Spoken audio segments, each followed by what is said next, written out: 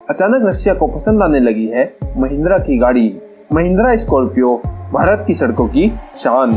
Mahindra Scorpio आजकल Russia के लोगों के दिलों में जगह बनाने लगी है। बड़ी बड़ी कार कंपनियां जब रूस से अपने हाथ पीछे खींच रही है, सैंक्शन की वजह से, डर की वजह से, दूसरे कारणों की वजह से, ऐसे में रूस और भारत की दोस्ती एक नए मुकाम पर पहुंच गई है। अब भारतीय कार कंपनियों के पास जबरदस्त मौका है रूस के बाजारों में अपनी पकड़ मजबूत करने का।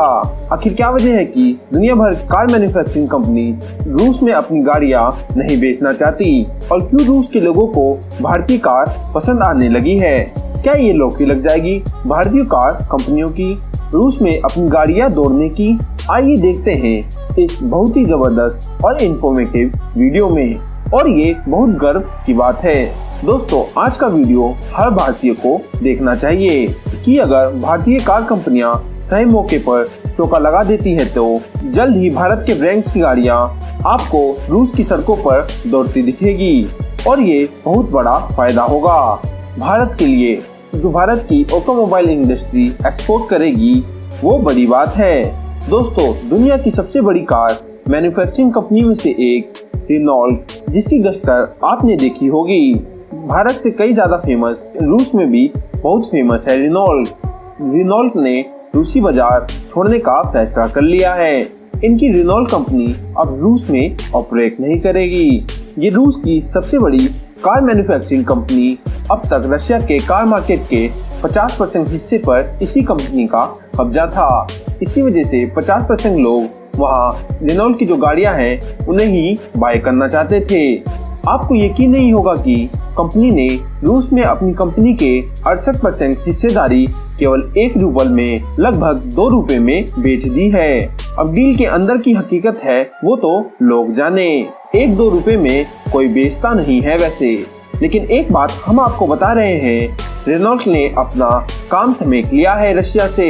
लेकिन ये सच है, Rolls Royce, BMW, Mercedes, Honda, Ford जैसी सभी बड़ी कार कंपनियां रूस में अपनी कारें बेचने से इनकार कर चुकी है। इसका सबसे बड़ा कारण है रूस यूक्रेन विवाद।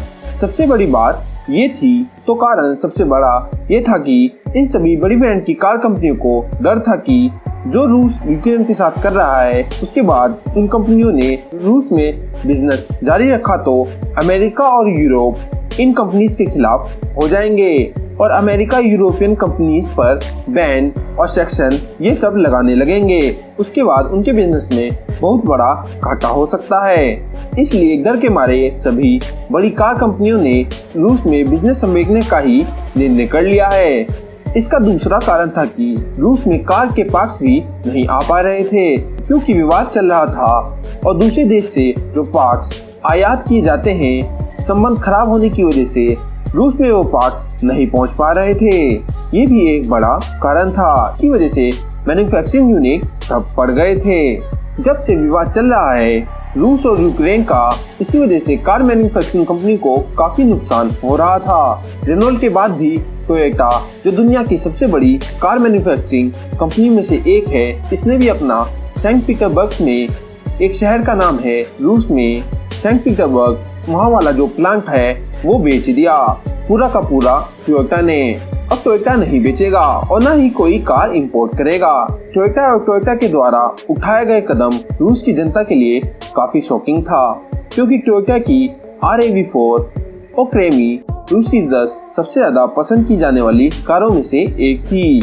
और इसके बाद दुनिया की एक और बड़ी कार मैन्युफैक्चरिंग कंपनी निसान ने भी रूस से अपना ऑपरेशन बंद कर दिया, और इसी वजह से उसे $70 मिलियन का नुकसान भी हुआ। और कहा जा रहा है कि इस कंपनी ने भी अपने ऑपरेशन को $1 में बेच दिया। ये भी सच्चाई क्या है हम नहीं कह सकते। डील कैसे हुई है, जबकि निसान की काशकाई वहाँ की बेस्ट सेलिंग SUV है। इसके कुछ ही दिन बाद फोर्ड ने भी फोर्ड सोलर में अपनी 47% हिस्सेदारी बेच दी। फोर्ड सोलर यानी फोर्ड और सोलर, जो कि रशियन कंपनी है, फोर्ड और सोलर का जॉइंट वेंचर था।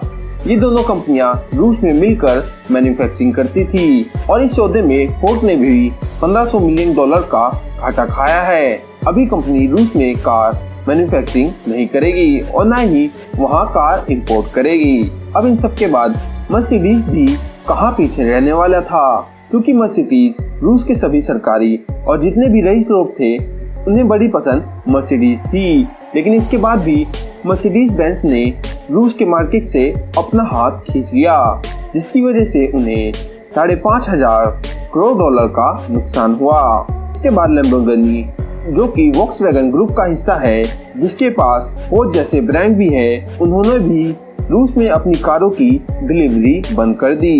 तो इस तरह धीरे धीरे करके एक के बाद एक सभी बड़ी कार कंपनियां रूस को छोड़ चुकी है। लेकिन इसके बाद भी कुछ कार कंपनियां हैं जो कि रूस में टिकी हुई है, जिसमें हुंडई के नाम प्रमुख था। और इसके अभी तक टिके रहने का मुख्य कारण ये है कि कंपनी ने कुछ समय पहले ही रूस में अपना बिजनेस एक्सपेंड करने के लिए 3,500 करोड़ इन्वेस्ट किए थे। लेकिन ये भी जल्द ही रूस से हाथ खींचने की फिराक में है, अन्यथा इसे भी झेलना पड़ेगा जो सैंक्शंस है अमेरिका का और यूरोपियन कंट्रीज का। एक और ब्रांड स्कोडा, जिसने अभी तक रूस से अपने कदम पीछे नहीं खींचे हैं। इसके बाद तीसरी बड़ी कंपनी चीन की हावेल, जिसकी कई गाड़ियां रूस के मार्केट में अच्छा बिजनेस कर रही है।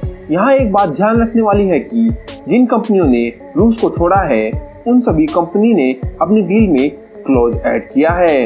वो ये है कि अगले 5 साल में रूस में कंडीशन अगर नॉर्मल हो जाती है और शांतिपूर्ण माहौल अगर बनता है तो ये कंपनियां रूस में अपना वापस से बिजनेस स्टार्ट कर सकती है। लेकिन इस सिचुएशन में रूस के नागरिकों की कार की जरूरत को कौन पूरा करेगा? मुसीबत के समय हमेशा दोस्त ही काम आते हैं। इसलिए ऐसे में भारत, जो कि रूस का सबसे अच्छा दोस्त है, वो रूस की मदद करने के लिए तैयार है। रूस के लोगों की जरूरत को पूरा करने के लिए भारतीय कार कंपनी पूरी तरीके से तैयार है। चलिए आपको बता दें हमारे देश की कौन कौन सी कारें रशिया के मार्केट को एक्वायर आसानी से कर सकती है। इसमें सबसे पहला नाम आता है टाटा एल्ट्रोज का। इसकी डायमेंशन थर्ड बेस्ट कार रियो से काफी मिलती जुलती है। इसके कुछ फीचर्स को चेंज करना पड़ सकता है क्योंकि रूस में काफी तेज ठंड पड़ती है। बस इसके बाद ये कार रूस की मार्केट में काफी अच्छी तरह पैर जमा सकती है। रूस की 4th बेस्ट सेलिंग कार है हुंडई क्रेटा। लेकिन इसकी कमी को पूरा करने के लिए भारत की एक्सयूवी महिंद्रा की एक्सयूवी 700 बेस्ट ऑप्शन है। बड़ी भी है और फीचर्स भी ज्यादा है। इसके बाद रूस की 9th best selling car Renault Duster और इसका रिप्लेस करने के लिए हमारे पास काफी सारे ऑप्शन हैं। बोलेरो ले लीजिए, आप महिंद्रा की स्कॉर्पियो ले लीजिए, सबसे बेस्ट ऑप्शन है डस्टर को रिप्लेस करने के लिए। आप हमें कमेंट में जरूर बताएं भारत सरकार और भारत की कंपनियों को एक साथ मिलकर रशिया की मार्केट पर कब्जा कर लेना चाहिए। क्या ये सही रहेगा या गलत? हमें कमेंट में जरूर बताएं। अगर वीडियो अच्छा लगा हो तो वीडियो को लाइक और चैनल को सब्सक्राइब कर लीजिए।